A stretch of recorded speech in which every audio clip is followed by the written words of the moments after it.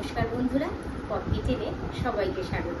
আজ আমি আপনাদের একটা সম্পূর্ণ নতুন আর ইউনিক ধরনের রেসিপি করে দেখাবো।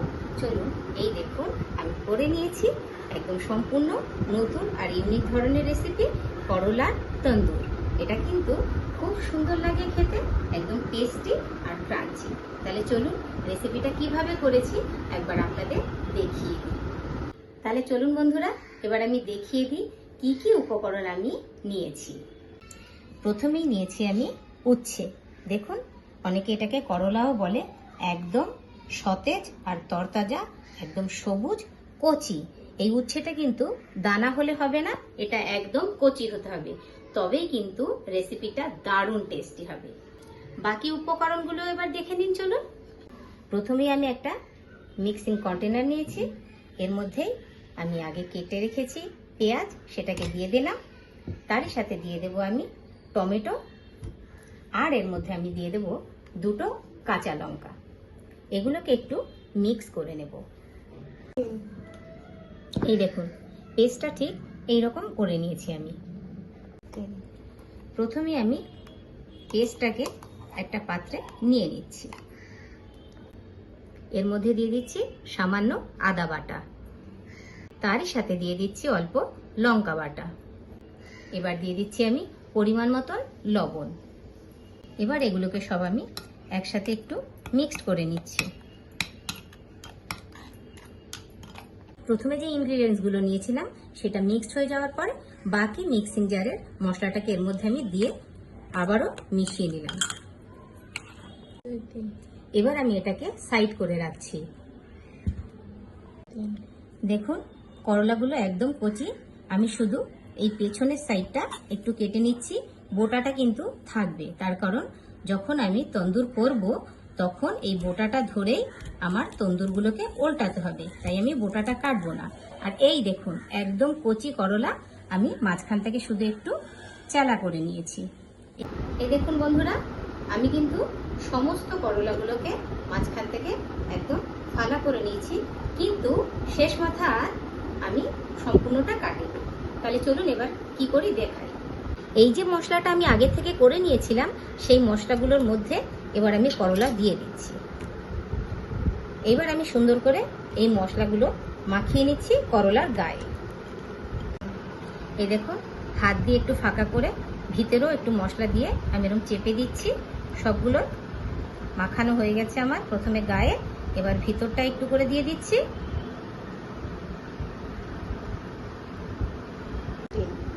এই দেখুন, করলাগুলোকে সুন্দর করে আমি মশলা মাখিয়ে নিয়েছি।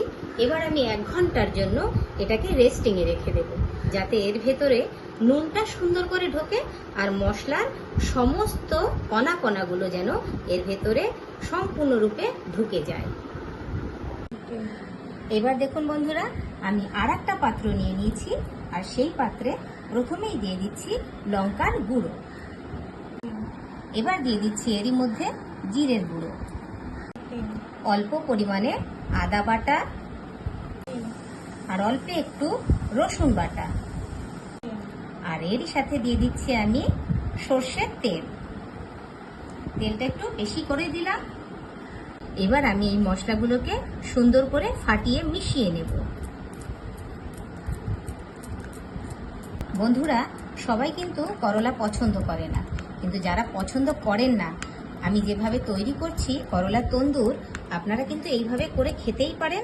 দারুণ লাগে, এতে বেশি তেতো লাগে না, অথচ ক্রাঞ্চি হয়, ক্রিসপি হয়, খুব সুন্দর লাগে খেতে। আপনারা এটা ভাত দিয়েও খেতে পারবেন, আবার রুটি, পরোটা সব কিছু দিয়ে খেতে পারবেন। তাহলে চলুন এরপরে দেখাই কি করব। এই যে মশলাটা আমি রেডি করে নিয়েছি, এর মধ্যে এক একটা করে আমি করলা চোবাবো আর তন্দুরের ওপরে দেব। জানেন তো বন্ধুরা, আমার এই আইডিয়াটা আসলো আমার হাজবেন্ডের থেকে। তার কারণ আমার হাজবেন্ড কিন্তু একজন ডায়াবেটিস পেশেন্ট, সুতরাং ওনাকে তো রোজই আমি তেতো কোনো না কোনোভাবে খেতে দিই। আমি চিন্তা করলাম তাহলে এইভাবে দিই, তাহলে আমার হাজবেন্ডের খেতেও ভালো লাগবে, আর আমার বন্ধুদেরও দেখানো হয়ে যাবে রেসিপিটা। যে সকল বন্ধুরা খেতে পারবেন না বা পছন্দ করবেন না করলা, এইভাবে করবেন, দারুণ লাগবে। আর করে খেয়ে দেখুন, তারপরেই বলবেন যে সত্যি সুন্দর। রেস্টিং কিন্তু কমপ্লিট।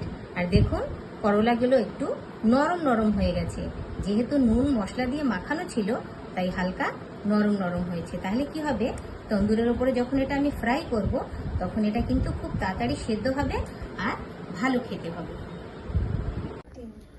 আমি তন্দুর প্যান বসিয়ে দিয়েছি, তার মধ্যে দিয়ে দিচ্ছি সাদা তেল।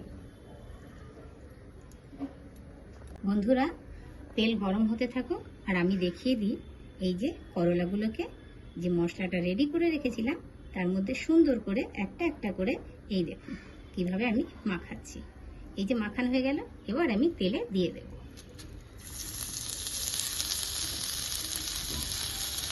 প্রত্যেকটাতে কিন্তু আমি এইভাবে মশলা মাখিয়ে মাখিয়ে এই তন্দুরের উপরে দিয়ে দেব।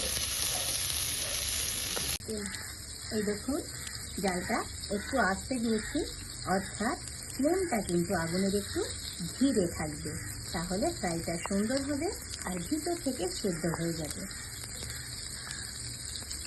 কি সুন্দর লাল লাল হচ্ছে দেখুন, আর কি দারুণ দেখতে লাগছে। এখনই তন্দুরের উপরে কত সুন্দর লাগছে দেখতে। দেখতে এত সুন্দর লাগছে, তাহলে খেতে বলুন তো কত সুন্দর লাগবে। বন্ধুরা বলুন, আপনারা তো চিকেন তন্দুর, মাটন তন্দুর, পনির তন্দুর খেয়েছেন, কত রকমের তন্দুর। একবার এইভাবে কারেলা কা তন্দুর খেয়ে দেখুন, তাহলে মন পুষিয়ে যাবে আর সত্যি একটা মজাদার রেসিপি আপনারা উপভোগ করতে পারবেন।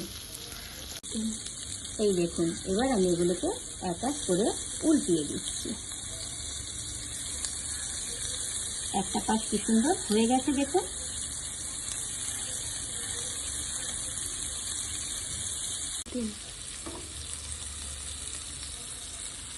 তাহলে দারুণ দারুণ টেস্টি টেস্টি একটা রেসিপি আজ আমি আপনাদের সঙ্গে শেয়ার করছি।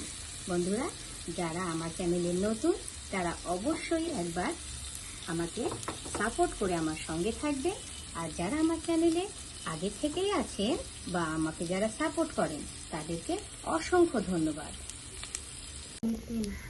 বন্ধুরা, রেসিপি কিন্তু কমপ্লিট, অর্থাৎ কারেলা কা তন্দুর আমার একদম রেডি হয়ে গেছে। তাহলে এবার আমি এক এক করে নামিয়ে নেব। বন্ধুরা, রেসিপিটা কেমন লাগলো তাহলে অবশ্যই আপনারা একবার আমাকে কমেন্ট করে জানাবেন। রান্না কমপ্লিট হয়ে গেছে, এবার আমি ওপর থেকে ছড়িয়ে দেব চাট মশলা। তাহলে কিন্তু করলাগুলো আরো বেশি টেস্টি আর সুন্দর খেতে লাগবে। তারই সাথে আমি ওপর দিয়ে একটু ছড়িয়ে দিচ্ছি সাদা তেল, যাতে করলার টেস্ট আরো সুন্দর আর ইউনিক হয়ে যায়। তাই এই দেখুন, করলা দিয়ে তন্দুর কিন্তু রেডি হয়ে গেছে। যারা ডায়াবেটিক পেশেন্ট তাদের জন্য কিন্তু ভীষণ একটা ইউনিক আর টেস্টি রেসিপি।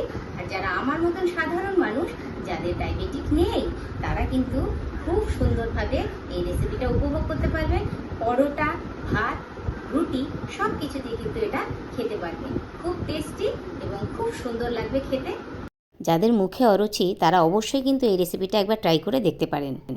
ভিডিওটা ভালো লাগলে অবশ্যই লাইক, শেয়ার, সাবস্ক্রাইব করে আমার সঙ্গে থাকবেন। তাহলে দেখা হচ্ছে অন্য ভিডিওতে। টাটা।